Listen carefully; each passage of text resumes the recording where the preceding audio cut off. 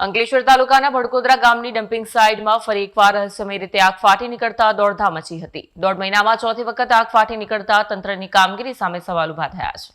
અંકલેશ્વર તાલુકાના ભડકોદરા ગ્રામ પંચાયતની solid waste નિકાલ માટેની ડમ્પિંગ સાઇટમાં અચાનક રહસ્યમય રીતે આગ ફાટી નીકળતા વિસ્તારમાં અફરાતફરી મચી હતી। સ્થાનિકોનું કહેવું છે કે આગ લાગ્યા બાદ લાંબા સમય સુધી કાળો ધુમાડો આકાશમાં ફેલાયેલું જોવા મળ્યું। ડમ્પિંગ સાઇટ નજીક આવેલ સ્ક્રેપ માર્કેટના કોઈક અસામાજિક તત્વો દ્વારા કેમિકલ વેસ્ટ ગેરકાયદેસર રીતે ડમ્પિંગ સાઇટ પર ઠાલવી તેને સળગાવી દેવામાં આવ્યું હોવાની આશંકા સ્થાનિકો વ્યક્ત કરી રહ્યા છે।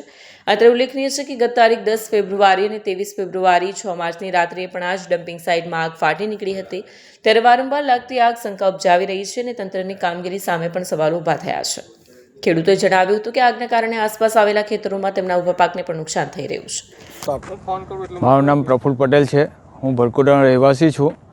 આ ભડકોદરાની ડમ્પિંગ સાઇટ આવેલી છે તેની બાજુમાં મારું ખેતર છે। આજે સવારની 9 વાગ્યાની અહીંયા આગ લાગેલી છે ને આવી અવારનવાર આગો લાગ્યા કરે છે।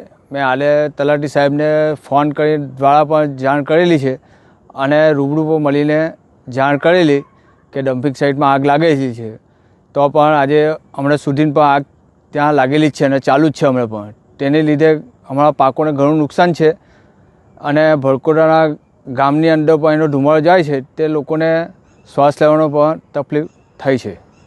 વિડીયો જર્નાલિસ્ટ ઇમ્તિયાઝ પઠાણ સાથે સત્યા ટીવી ન્યૂઝ અંકલેશ્વર।